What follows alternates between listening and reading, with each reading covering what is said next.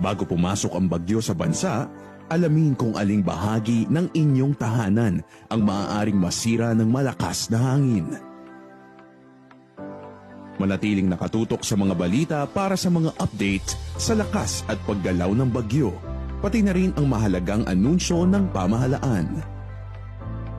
Siguraduhin nasa ligtas na lugar ang mga alagang hayop tulad ng aso at pusa.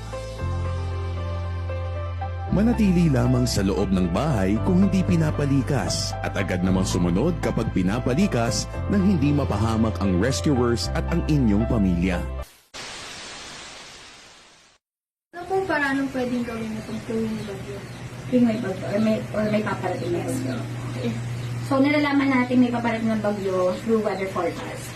So, nalalaman natin yan sa newses or even Google or sa alerts sa phone natin, di ba? May nalatanggap tayo from NDRRMC.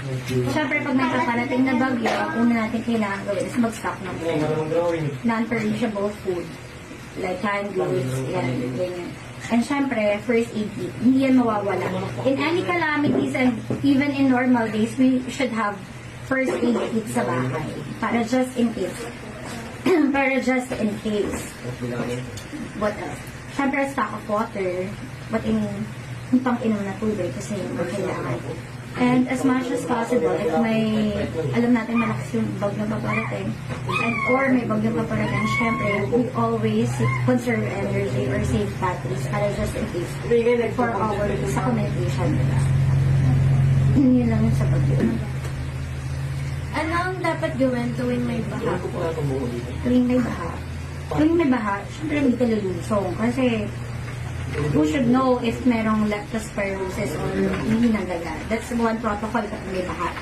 Na hindi basta-basta lulusong without boots.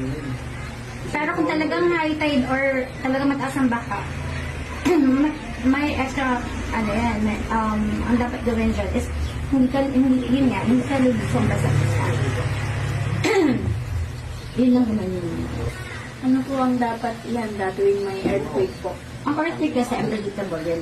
No, wala pang, to us, as far as I know, wala pang, like, nakaka-detect if may paparating earthquake. So, aside from basic knowledge kung anong gagawin kung may nandiyan na earthquake or nakaka-experience na ng earthquake, syempre yung you should go to a safe place as much as possible. Pataas hindi ka sa baba. Kasi like sa building, diba?